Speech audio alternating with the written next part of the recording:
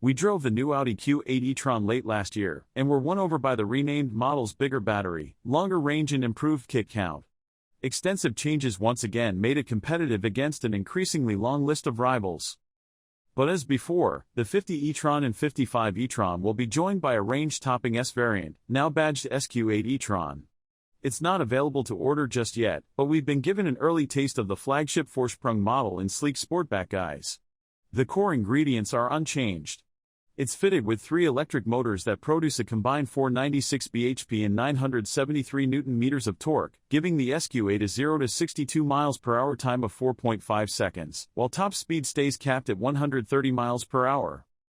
As with the standard e-tron, however, the biggest difference lies beneath the floor, where the old SQ8's 95 kWh battery has been boosted to 114 kWh.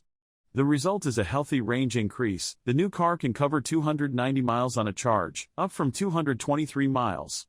Not only will the SQ8 go further than before, when the time does come to stop it'll charge faster too. Now with a 170 kilowatts peak, it'll go from 10 to 80% in 31 minutes, despite the bigger battery. Inside, it doesn't feel all that different to the standard Q8, aside from the lavish Valkona leather super sport seats and extended LED lighting package.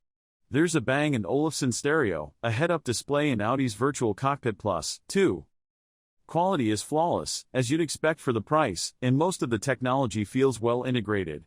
We could forego the lower of the 2 central screens. A conventional climate control panel with buttons would suffice, but at least the software within is powerful, making it easy to navigate. Our car was the even better equipped SQ8 4-sprung, an additional 17,000 pounds, which swaps the Black Edition's 21-inch wheels for 22-inch alloys, while adding digital matrix LED lights, a panoramic roof, heated seats front and rear, and cameras for door mirrors. Our opinion on the latter isn't particularly favorable. Avoid them if you can. It's on the move where the SQ8 shows its true talents. In normal driving, only the 2 rear motors send power to the wheels, with the single motor on the front axle waking up on demand. The standard Q8 is no slouch, but this range topper is little short of a rocket ship. Floor the throttle and all 4 wheels lock to the tarmac while the near 1,000 Nm of torque launches the car towards the horizon.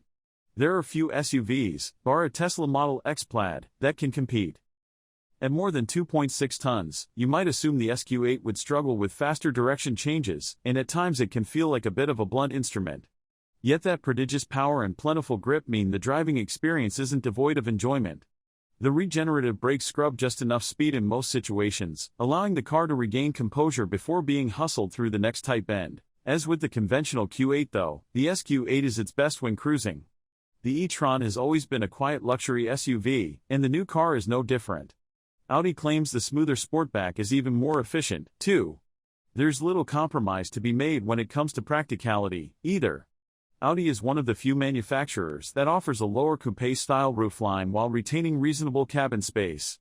You get the same near-flat floor as the normal SUV, and the 528-liter boot trumps a Mercedes EQC, too.